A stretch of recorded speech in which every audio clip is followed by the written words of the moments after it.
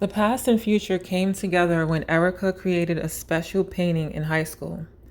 Little did she know that the art piece foretold the birth of her son Luke 7 years later and carried a secret about his past.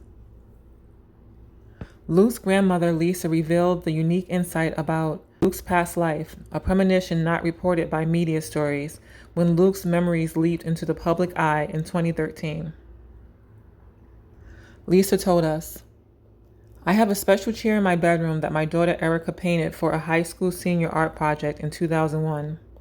She painted flames and smoke in what appears as city buildings on the chair, along with two prominent faces, a white woman with Erica's features and a smiling, happy young black woman.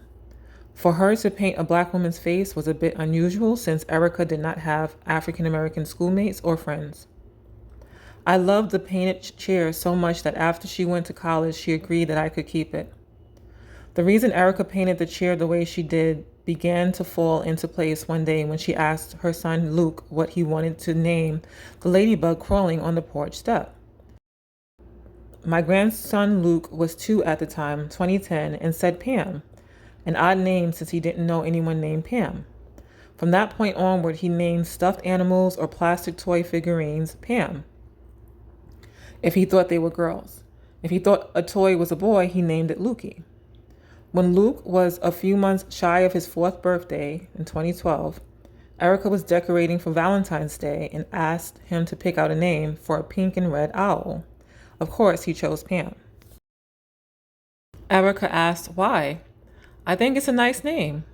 "But why? Where did you even hear that name? Who is Pam?" "Well, I was."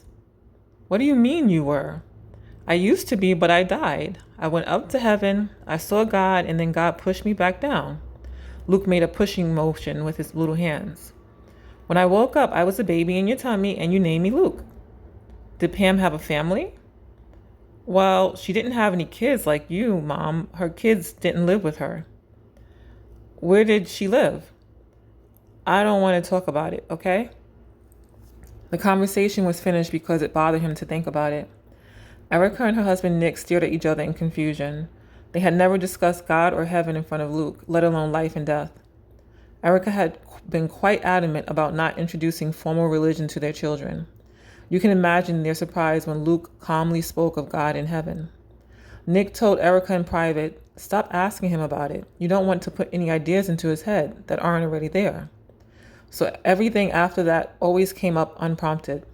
Months would go by, then Luke would spontaneously say something. Erica kept me updated.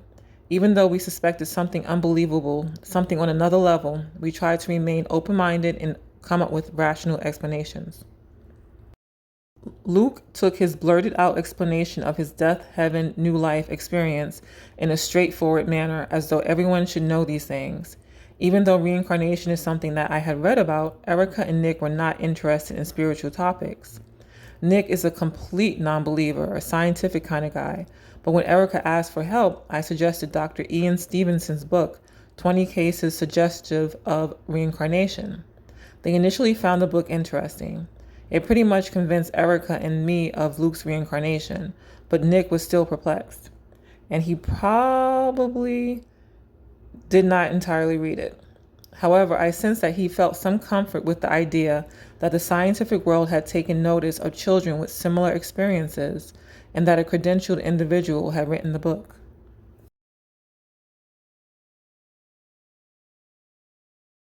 Luke's parents were careful with what he watched on TV. They kept his childhood upbringing innocent and played Baby Einstein, Disney, and Pixar movies. However, one time when Luke was 4, he witnessed a large building explode on TV. He became so agitated that Erica turned the TV off. She told him, "It is okay, no one was hurt." "Yeah, but I died. I don't like to think about it, it makes me sad." "Do you remember how you died?" "Well, yeah, it was a fire." Then he made a hand motion like he was jumping off a building. "Was it like on TV?" Luke said there was no explosion, it was just a fire. He said that the fire was in Chicago. Luke had never been to Chicago. He talked about a tall building in a big city where he walked a lot and took the train. Luke's family was living 300 miles from Chicago. They had never traveled there nor had any connections to anyone in Chicago. Once Luke talked about his memories of the fire, his night terrors ended. Before that, Erica had sometimes found him shaking and curled up by their bedroom door. One time he was screaming with his eyes wide open as he pointed up to the ceiling. He sometimes ran a fever with the dreams. I later learned that a child's night terrors are a characteristic symptom in cases of a violent death in a past life. In retrospect, Luke's fears as a 2-year-old now made sense in light of his memories of leaping out of a flaming building. He was obsessed with fire safety in the home and was cautious about heights or anything that might be hot or dangerous. He was also fearful about crossing streets. With all the information that Luke gave us, we knew that somewhere out there had to be a Pam. No child this young could know about death, heaven, Chicago, trains, and the names of Pam's family members. Erica was driven to do online research to see if she could verify his memories. One night she called and said, "I think I found Pam." A 31-year-old black woman named Pamela Robinson died in March 1993 in a Chicago fire in the Paxton Hotel. 18 other people died. 2 people jumped out a window to their deaths. Erica's intuition was at work that night. She also found another clue in Pam's obituary. Her father's name was Arthur.